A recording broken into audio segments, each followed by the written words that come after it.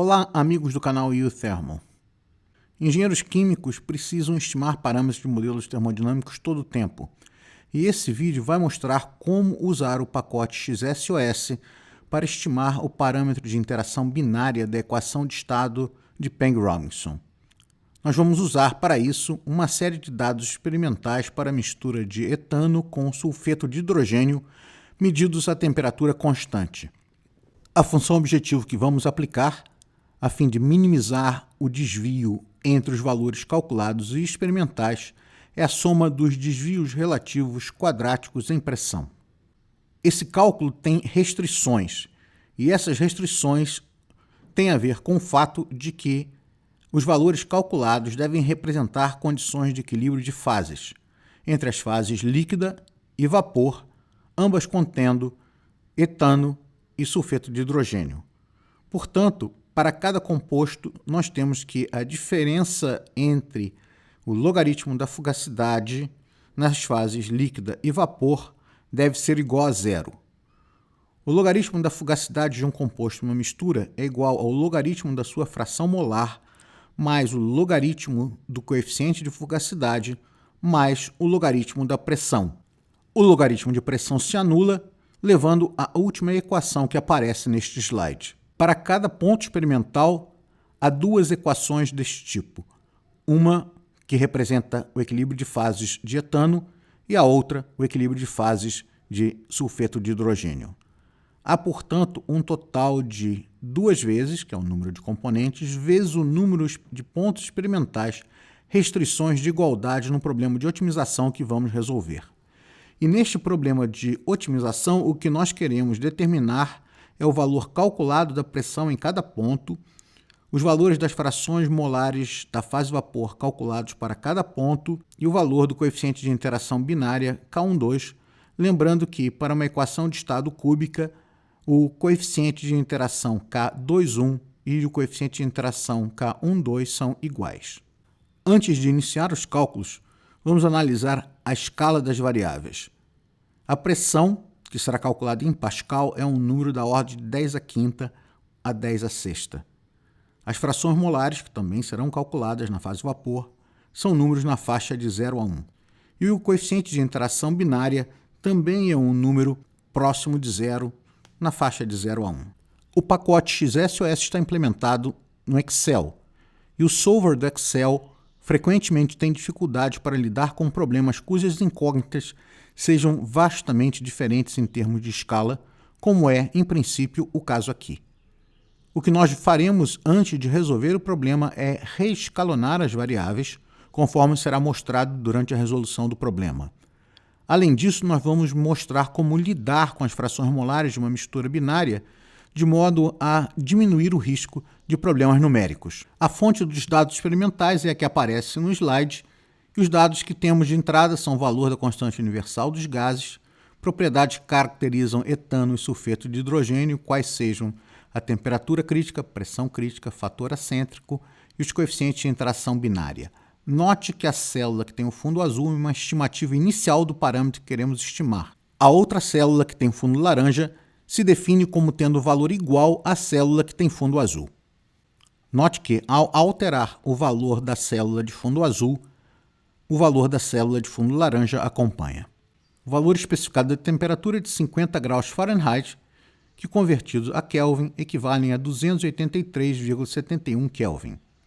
Em seguida temos os valores experimentais, com a pressão em psia, e a próxima coluna é o valor experimental da pressão convertido a Pascal. Aqui vamos fazer uma pausa para analisar as colunas seguintes, que têm os valores de Y1 e Y2, as frações molares calculadas na fase vapor, e o valor da pressão calculada. Comecemos pelas células que têm fundo azul na coluna de Y1. Seus valores serão calculados durante o processo de otimização e necessitam-se valores iniciais, que foram tomados iguais aos valores experimentais.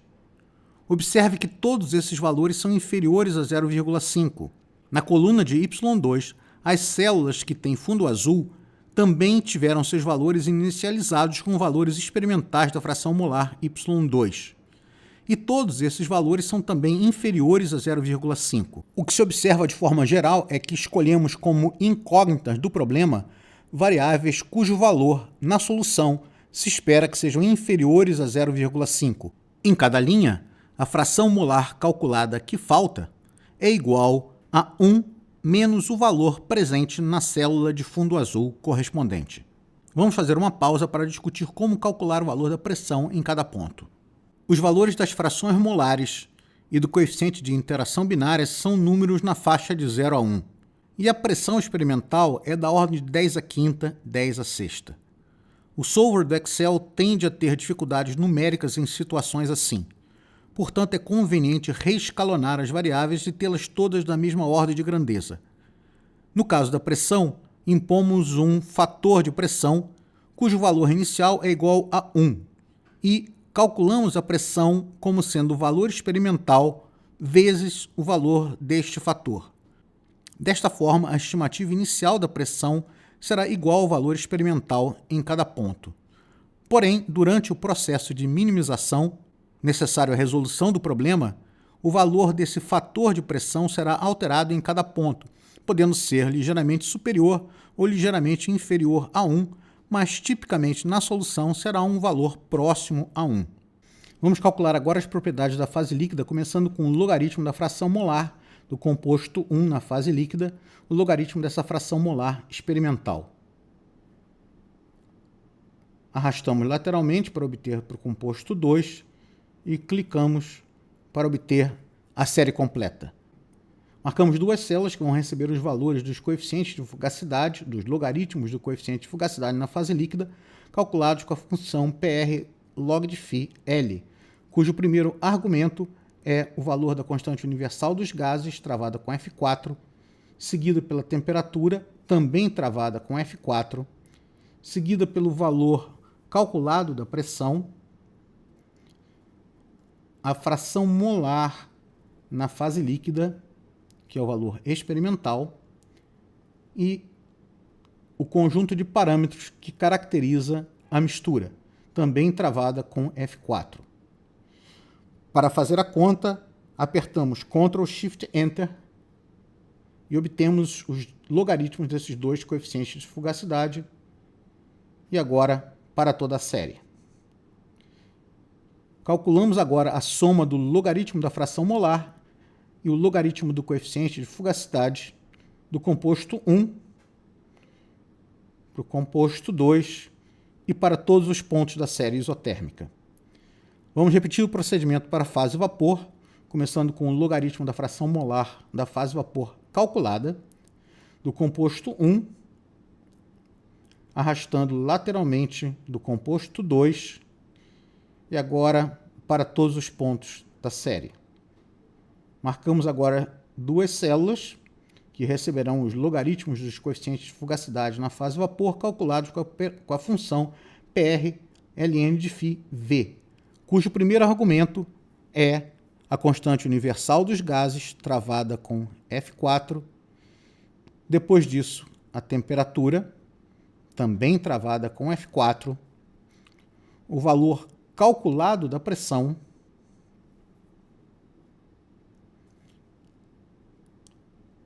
os valores calculados da fração molar na fase vapor e, como último argumento, o conjunto de parâmetros que caracteriza a mistura, travados com F4. Ctrl Shift Enter para executar a conta e agora para todos os pontos da série. Calculamos agora a soma do logaritmo da fração molar na fase vapor e o logaritmo do coeficiente de fugacidade do composto 1 e do composto 2 e sobre todos os pontos da série isotérmica, e vamos calcular agora a condição de equilíbrio de fases para o composto 1 e para o composto 2. Isso significa calcular logaritmo de x mais logaritmo de φ na fase líquida, subtrair de logaritmo de y e logaritmo de φ na fase vapor para o composto 1 para o composto 2 sobre todos os pontos experimentais da série, e agora calcular o erro em pressão em cada ponto, o erro relativo quadrático, calculado como a diferença entre o valor calculado experimental da pressão dividido pelo valor experimental e essa razão elevado ao quadrado. Repete-se para todos os pontos e soma-se a contribuição de cada ponto, observando-se que essa soma é igual a zero, porque a estimativa inicial é igual aos valores experimentais. Entretanto, as condições de equilíbrio de fases não se encontram satisfeitas. Portanto, agora vamos ativar o solver do Excel e o nosso objetivo será minimizar o erro impressão e vamos alterar as variáveis que identificamos como as células que têm fundo azul, que são o coeficiente de interação binária, as frações molares da fase vapor e os fatores de pressão. Esse problema de otimização tem restrições, e as restrições dizem respeito ao fato de que o equilíbrio de fase, a condição de equilíbrio de fase, deve ser satisfeita para cada composto em cada ponto. É o que estamos fazendo agora. E o nosso problema de otimização com restrições de igualdade se encontra formulado e pronto a ser resolvido. Essa resolução leva algum tempo, são várias iterações necessárias para alcançar a solução do problema. E o que se vê aqui no canto inferior esquerdo da tela é que o valor da função objetivo vai crescendo na etapa inicial do problema.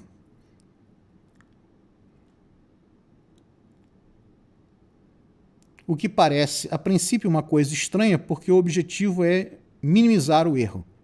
Entretanto, lembre-se que as condições de equilíbrio de fase não se encontravam satisfeitas na condição inicial. Portanto, o processo iterativo para a resolução do problema, inicialmente ele aumenta a função objetivo ao mesmo tempo em que ele tenta satisfazer as condições de equilíbrio de fases, e apenas a partir de um certo ponto, durante o processo iterativo de solução, é que o valor da função objetivo, que corresponde à soma dos erros relativos quadráticos em pressão, começa a se reduzir. Que é o que está acontecendo agora, olhando para o canto inferior esquerdo da tela.